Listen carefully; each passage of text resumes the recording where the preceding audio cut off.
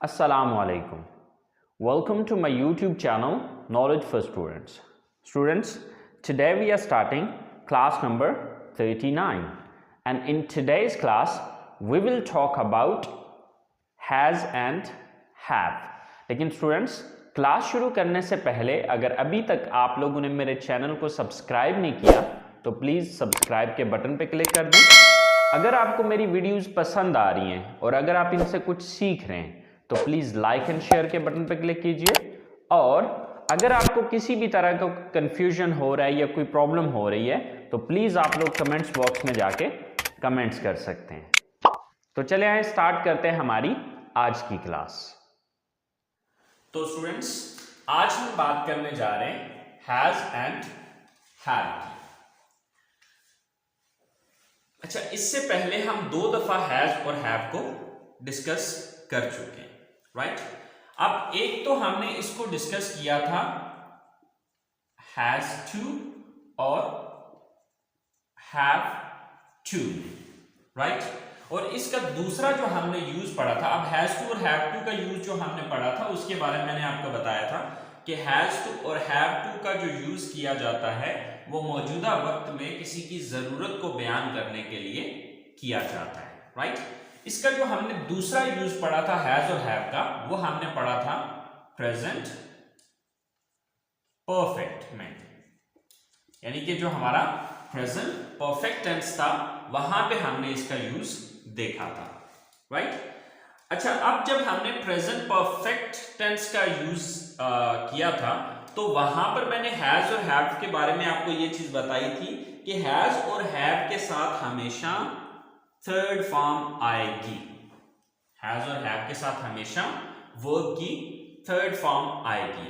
अच्छा, अब आपके जहन में एक सवाल आ रहा होगा कि सर हैव टू और हैज टू में जो हमने वर्ब यूज किया था वो तो फर्स्ट फॉर्म में था, लेकिन यहां पर आपने ये बात याद रखनी है कि टू के बाद जब भी कोई वर्ब आता है तो वो हमेशा फर्स्ट फॉर्म में आता है। टू के बाद जब भी कोई वर्ब आता है, अब मैंने क्या कहा था, मैंने ये कहा था कि जब भी हैज और हैव के बाद कोई वर्ब आएगा तो वो हमेशा थर्ड फॉर्म में आएगा। तो यहां पर अगर हम देखें तो हैज और हैव के बाद वर्ब नहीं आ रहा बल्कि हैज टू के बाद वर्ब आ रहा है, ठीक है?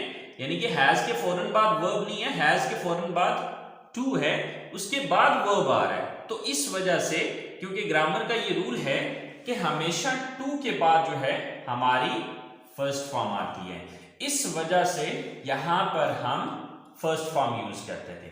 अच्छा, प्रेजेंट परफेक्ट टेंस को अगर हम देखते हैं तो प्रेजेंट परफेक्ट टेंस के अंदर हमारे पास हैज और हैव के फौरन बाद वर्ब आ रहा था, तो इस वजह से हम प्रेजेंट परफेक्ट टेंस में थर्ड फॉर्म यूज कर रहे थे। लेकिन यहां पर हम वर्ब के हैज और हैव में वर्ब का यूज ही नहीं कर रहे हैं, यानी कि हैज और हैव के बाद वर्ब का यूज नहीं कर रहे हैं, क्योंकि यहां पर हैज और हैव बजाते खुद एक वर्ब के तौर पे यूज हो रहे हैं। ओके, बट चले अब हम देखते हैं कि हैज और हैव का जो यूज किया जाता है किस मकसद के लिए किया जाता है, तो इस चीज को जरा देख लेते हैं। तो गाइस देखिए, हमारी डेफिनेशन क्या लिखी हुई है, to express possession, disease and relationship in the present।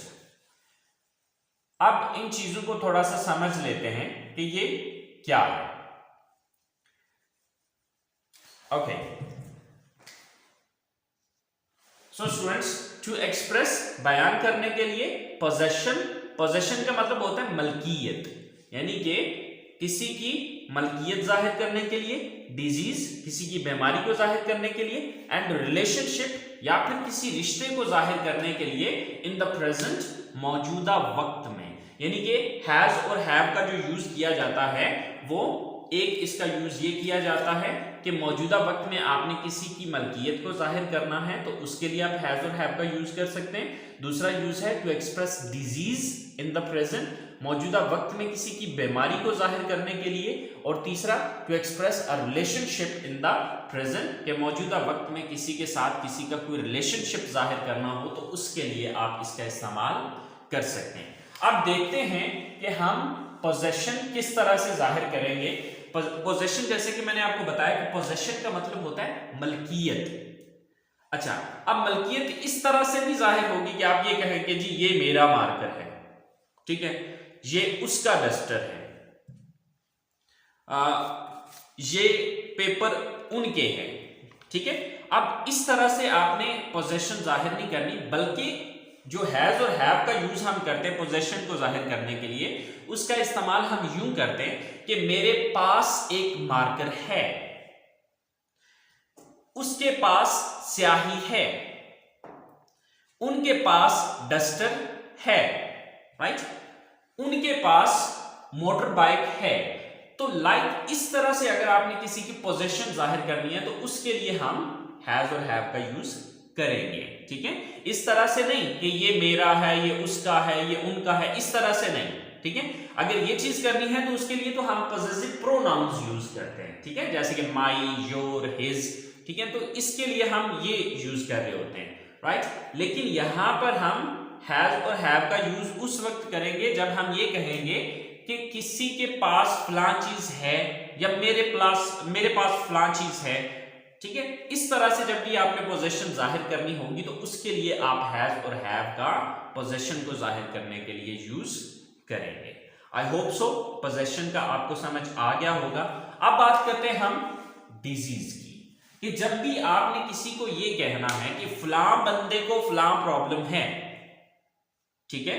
अब मिसाल के तौर पे मैं कहता हूं जी मेरे सर में दर्द है, उसको बुखार है, उन्हें पांव में दर्द है, राइट। तो इस तरह के जितने भी सेंटेंसेस होंगे, आई मीन इस तरह की जितनी भी बीमारियां आपने जाहिर करनी है मौजूदा वक्त में, उसके लिए आप हैज और हैव का यूज करेंगे, राइट। अच्छा, अब इसी तरह से हमारे पास थर्ड नंबर पे चीज आ जाती है रिलेशनशिप, कि अगर आपने मौजूदा वक्त में किसी का कोई रिलेशनशिप जाहिर करना है तो उसके लिए भी आप हैज और हैव का यूज करेंगे, राइट। अच्छा, अब रिलेशनशिप कैसे? अब रिश्ता इस तरह से नहीं जाहिर करना कि ये मेरे मामू हैं, वो मेरे चाचू हैं, ये मेरा भाई है, ये मेरा दोस्त है, इस तरह से नहीं। अब इस तरह के रिलेशन में बिल्कुल वैसे ही पॉसेसिव प्रोनाउंस वगैरह यूज करेंगे, ही इज माई ब्रदर। तो अब यहां पर माई जो है हमने पॉसेसिव प्रोनाउन यूज किया, तो यहां पर हैज हैव का यूज नहीं है, बल्कि हैज और हैव का यूज हम रिलेशनशिप के लिए इस तरह से करेंगे कि उसका एक भाई है, मेरे 2 बहनें हैं, उनके 5 चाचू हैं, मेरी 2 फूफो हैं, ठीक है, उसके 2 बेटे हैं, ठीक है। लाइक इस तरह से जब भी रिलेशनशिप शो करना होगा तो उसके लिए आप हैज और हैव का यूज करेंगे। सो आई होप सो यहां तक आपको इसकी डेफिनेशन वगैरह, आई मीन इसके यूजेस का पता चल गया होगा कि हम मौजूदा वक्त में किसी की मलकियत को जाहिर करने के लिए, बीमारी को जाहिर करने के लिए और रिलेशनशिप को मौजूदा वक्त में जाहिर करने के लिए हैज और हैव का यूज करते हैं, राइट। अच्छा, अब इसकी जरा स्ट्रक्चर को देख लेते हैं। तो हमारी स्ट्रक्चर क्या है? First of all subject, then has और हैव, यानी कि हैज और हैव दोनों में से कोई एक चूज करना है कि यहां पर हम हैज लगाएं या हैव लगाएं, प्लस डैश। अच्छा, अब इस डैश के अंदर अगर आपने किसी चीज का नाम लिखा तो वो मलकियत जाहिर हो जाएगी, अगर आपने किसी बीमारी का नाम लिखा तो वो डिजीज शो हो जाएगी, और अगर यहां पर आपने किसी रिश्ते का नाम लिख दिया तो ये रिलेशनशिप शो हो जाएगा, ठीक है। तो इस ब्लैंक के अंदर इन तीनों में से जो चीज आई, ठीक है, वो जाहिर हो जाएगी। तो चले आए ये देखते हैं कि हैज किसके साथ और हैव किसके साथ आता है। ये वैसे पिछली क्लासेस में भी बता चुका हूं, लेकिन फिर दोबारा एक दफा देख लेते हैं कि अगर आपका subject I, we, you, they and plural noun है, sorry plural noun, right. If your subject is I, we, you, they and plural noun, then you will use have, and if you have the subject he, she, it and singular noun, then you will use has. Okay, so let's see how to make the sentences. So students, I have written here 3 sentences. मैंने यहाँ पर 3 sentences लिखे हैं. The first one is showing the possession. जो पहला sentence है वो मेरी पोजेशन या मेरी मलकियत को जाहिर कर रहा है कि मेरे पास एक गाड़ी है। The second sentence is showing the disease, right, मुझे बुखार है, right. The third one is मेरे दो भाई हैं, so the third one is showing the relationship, right. So अब हम इनको इंग्लिश में बना के देखते हैं कि किस तरह से ये चीजें बनाई जाएंगी, राइट। तो हमारे पास सबसे पहला सेंटेंस है कि मेरे पास एक गाड़ी है, राइट। तो अब मेरे पास सब्जेक्ट कौन है, यानी कि किसकी मलकियत शो हो रही है, मेरी। तो मैं की इंग्लिश होती है आई, राइट। अब with I we have to use has और have, so have, I have. So in this blank we have to put the name of a noun. I mean यहां पर क्या चीज, किस चीज पर मलकियत है मेरी, okay, that is गाड़ी, a car. I have a car. मेरे पास एक गाड़ी है। Same like that, मुझे बुखार है, I have temperature. I have temperature. मुझे बुखार है, राइट। मेरे दो भाई हैं, I have two brothers, right? So if you look at these three sentences, so you will see that in this blank, in this blank, I'm using a car, a name of a thing. Here I'm using the name of a disease, and here I'm using the name of a relationship. तो यहां पर आप देख सकते हैं I have, ये same है, ठीक है, ये तीनों आई आ रहे हैं, ये तीनों हैव आ रहे हैं, मतलब ये और ये सेम है। फर्क सिर्फ यहां पर आ रहा है कि यहां पर, जैसे कि मैंने स्ट्रक्चर बताते हुए आपको बताया कि अगर आपने यहां पर किसी चीज का नाम लिखा तो वो मलकियत जाहिर हो जाएगी, जैसे कि ये है। इसी तरह से अगर आपने यहां पर बीमारी का नाम लिखा तो बीमारी शो हो जाएगी, जैसे कि इस सेंटेंस में हुआ। और अगर आपने यहां पर किसी रिश्ते का नाम लिखा तो वो रिलेशनशिप शो हो जाएगा, जैसे कि इस सेंटेंस में है। तो चलें एक दो सेंटेंसेस और बना के चेक कर लेते हैं। सो स्टूडेंट्स, उसके पास दो पेंसिलें हैं। अब उसके पास यानी कि वो लड़का भी हो सकता है, वो लड़की भी हो सकती है। सो अब ये जिसके बारे में बात कर रहे हैं, हमें वो जज करना पड़ेगा कि वो लड़का है या लड़की है। सो he or she, दोनों में से कोई भी हो सकता है, right? He or she. So with he and she we use has, definitely. She has. अब क्या है उसके पास, दो पेंसिलें, two pencils. She has two pencils. उसके पास दो पेंसिलें हैं। उसके सर में दर्द है, he or she has headache. Headache means sir dard. So she has headache or he has headache. And the last sentence, उसके चार मामू हैं, he or she has 4 uncles.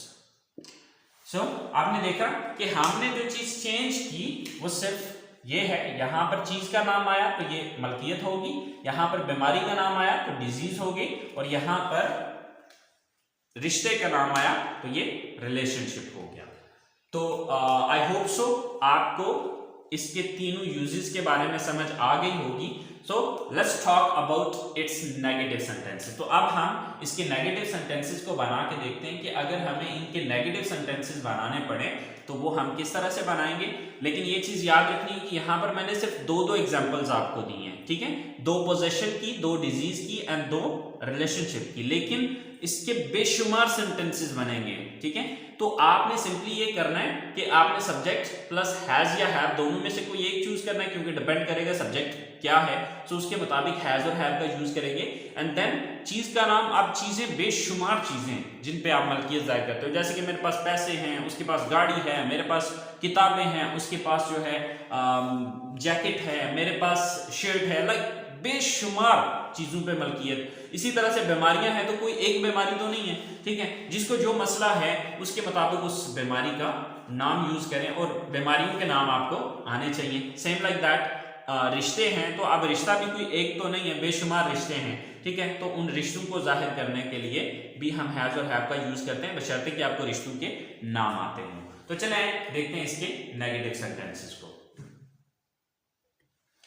So students, अब नेगेटिव सेंटेंसेस की हमारी स्ट्रक्चर क्या है? First of all subject plus do not या does not plus have plus blank, right. तो ये उसी तरह से कि रिश्ते का नाम, बीमारी का नाम या फिर किसी चीज का नाम यहां पर आएगा। अच्छा, बहुत सारे स्टूडेंट्स अब इस कंफ्यूजन में पड़ जाते हैं कि सर आपने पॉजिटिव सेंटेंसेस के अंदर तो हैज को यूज किया, लेकिन नेगेटिव और इंटरोगेटिव सेंटेंसेस के अंदर आप सिर्फ हैव का यूज कर रहे हैं, क्यों? तो उसकी दो रीजंस आपको मैं बता देता हूं। देखिए, अगर आप लोगों ने प्रेजेंट इंडेफिनिट टेंस को सीखा है, प्रेजेंट इंडेफिनिट के दो पार्ट्स मैंने आपको बताए थे, राइट। अगर आपने प्रेजेंट इंडेफिनिट की दोनों क्लासेस को अटेंड किया है तो आप बहुत आसानी के साथ इस कंफ्यूजन को अंडरस्टैंड कर लेंगे। जैसे कि हमने प्रेजेंट इंडेफिनिट के अंदर किया क्या था? हमने किया ये था कि सब्जेक्ट प्लस फर्स्ट फॉर्म, लेकिन अगर सब्जेक्ट ही शी इट या सिंगल नेम हुआ तो उसके साथ एस या एस का इजाफा पड़ा था, ठीक है, प्लस ऑब्जेक्ट। ये हमारी स्ट्रक्चर थी प्रेजेंट की। अब यहां पर देखिएगा, जैसे कि हमारे पास सब्जेक्ट एक सेंटेंस है, he goes to college, he goes to. अब देखिए, हमारी जो बेस फॉर्म है वो गो है, बेस फॉर्म हमारी क्या है? गो है, लेकिन हमने ही शीट के चक्कर में इसके साथ एस या एस का इजाफा किया। अब वो कहां पर एस कहां पर एस, वो डिटेल में मैंने प्रेजेंट इंडेफिनिट की क्लास में बताया हुआ है कि ही गोज टू कॉलेज। तो अब ये गोज क्यों बना, ये मैंने डिटेल वहां पर बताई हुई है। अगर आपने प्लीज अटेंड नहीं की ये क्लास तो इस क्लास को अटेंड कर लें, राइट।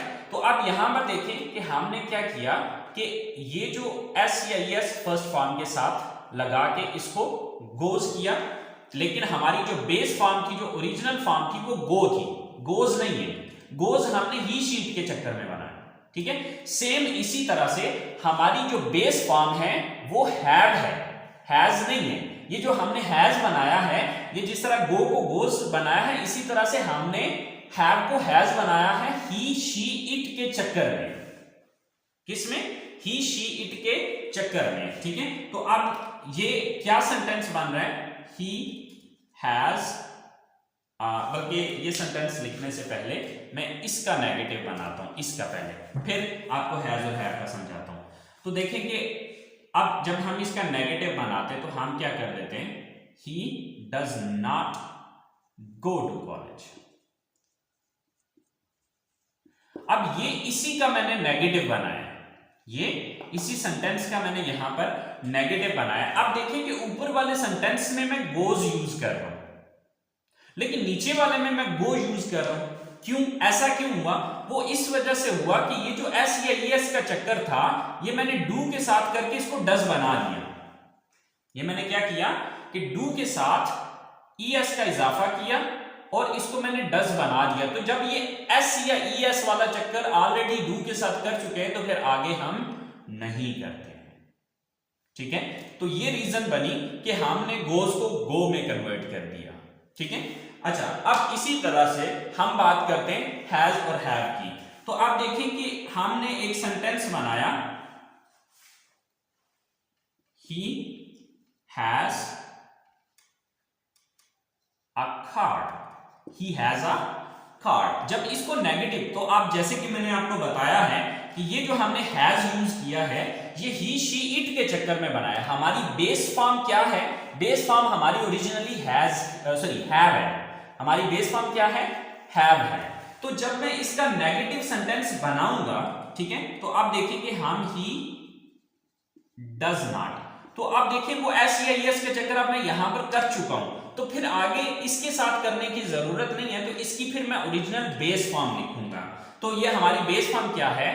Have a card. तो इस वजह से अब नेगेटिव सेंटेंसेस के अंदर हैज नहीं आएगा, बल्कि उसकी जगह हैव हो जाएगा। क्यों? क्योंकि पॉजिटिव सेंटेंसेस के अंदर वो जो ये डिफरेंस आ रहा था वो एस या ईएस वाला चक्कर जो हम प्रेजेंट इंडेफिनिट में जिस तरह कर रहे थे बिल्कुल वैसे ही यहां पर ये डिफरेंस आ रहा है। ठीक है, उम्मीद करता हूं कि आपको अब ये कंफ्यूजन क्लियर हो गया होगा कि हम नेगेटिव और इंटरोगेटिव सेंटेंसेस के अंदर हैव का यूज क्यों नहीं करते, क्योंकि पॉजिटिव सेंटेंसेस के अंदर डिफरेंस हैज और हैव का आ रहा होता है, लेकिन नेगेटिव सेंटेंसेस और इंटरोगेटिव सेंटेंसेस के अंदर डिफरेंस आ रहा होता है डू और डज का। ठीक है, तो जब वो डिफरेंस ऑलरेडी यहां पर आ चुका है तो फिर आगे डिफरेंस रखने की हमें जरूरत नहीं है, तो हम क्या करते हैं कि ओरिजिनल जो बेस फॉर्म है हैव वो यूज कर देते हैं। आई होप सो ये कंफ्यूजन आप लोगों को क्लियर हो गया होगा। ओके, तो चले आए जो हमने 3 सेंटेंसेस बनाए हैं उनको जरा इंग्लिश में कन्वर्ट करके चेक कर लेते हैं।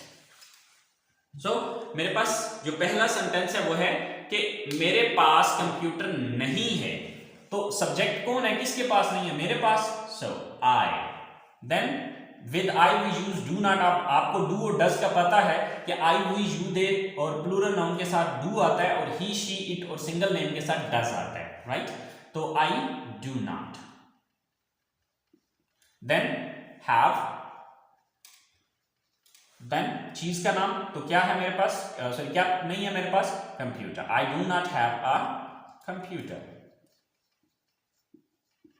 आई do not have a computer, मेरे पास कंप्यूटर नहीं है। Same like that the next sentence is मुझे जुकाम नहीं है, right. So I do not have flu. I do not have flu, मुझे फ्लू नहीं है या मुझे जुकाम नहीं है। Same like that the last sentence is मेरे बहुत से दोस्त नहीं हैं। So I do not have many friends.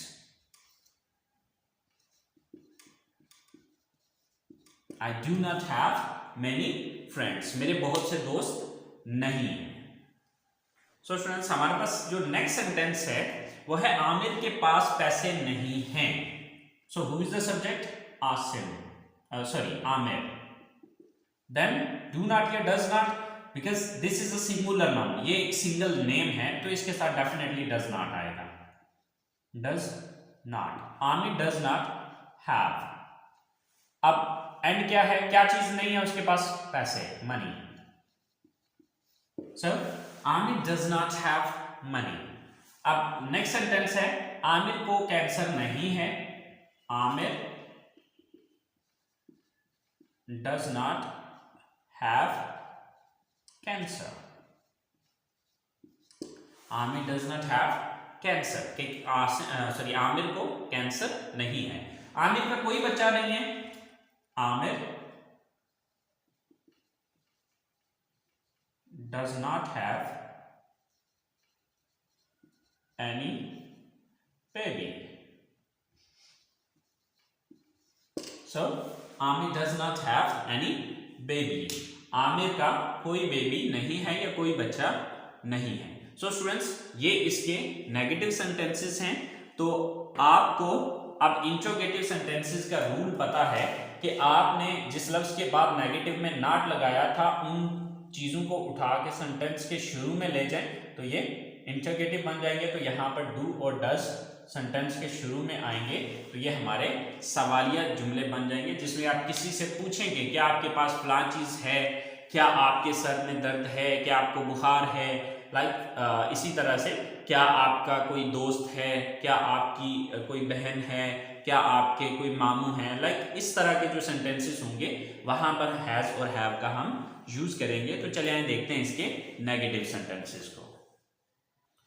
So students हमारी इंटरोगेटिव सेंटेंसेस की जो स्ट्रक्चर है वो है फर्स्ट ऑफ ऑल डू और does plus subject plus have plus thing name, disease name और relationship name and at the end question mark, right.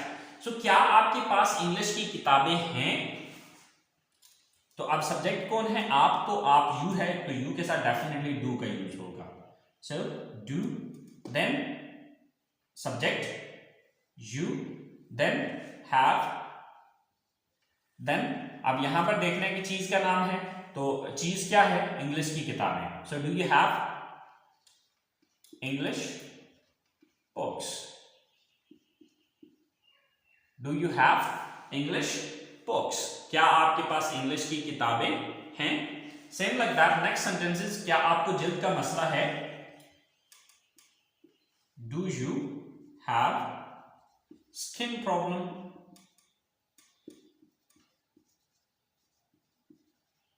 Do you have skin problem? क्या आपको skin का मसला है या जिल्द का मसला है? क्या आपकी दो बहनें हैं? Do you have two sisters? सबसे पहले हमने do लगाया, फिर you लगाया, फिर have लगाया और फिर आगे रिश्ते का नाम लगा दिया. That's it. So students, I hope so.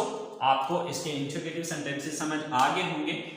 एक आध और सेंटेंस बना लेते हैं कि जिसमें हम हैज वाले आई मीन डज का यूज करते हैं, तो वो भी देख लेते हैं और फिर क्लास को एंड करते हैं.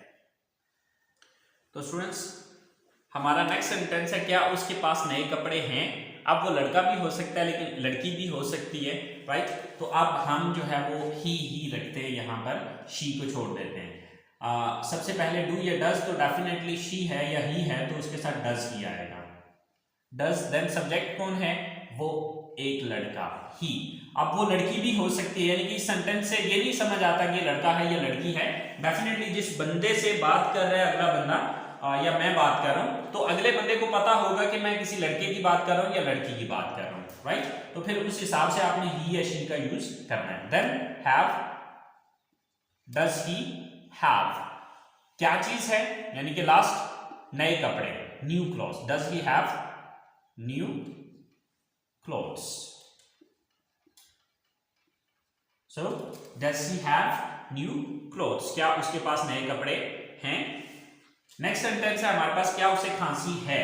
सो डज ही हैव. यहां तक तो ये सारा सेम रहेगा, बस यहां पर चीज का नाम लगाया था, वहां पर बीमारी का नाम लगा देते हैं आपने.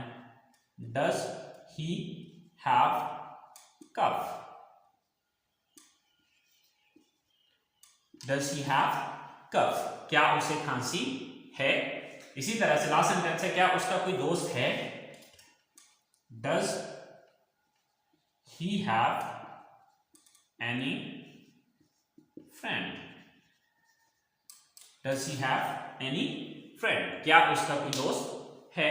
तो आई होप सो स्टूडेंट्स, आपको इस चीज की समझ आ गई होगी. फिर भी आप लोगों को कोई कंफ्यूजन है तो प्लीज आप लोग कमेंट्स बॉक्स में जाके कमेंट्स कीजिएगा. और अगर आपने इससे कुछ सीखा है तो प्लीज दुआओं में याद रखिएगा और अपने दोस्तों के साथ शेयर कीजिएगा और प्लीज लाइक के बटन पे जरूर क्लिक कीजिएगा. सो अगली क्लास तक के लिए इजाजत दीजिए. सो इंशाल्लाह see you in next class. अल्लाह हाफिज.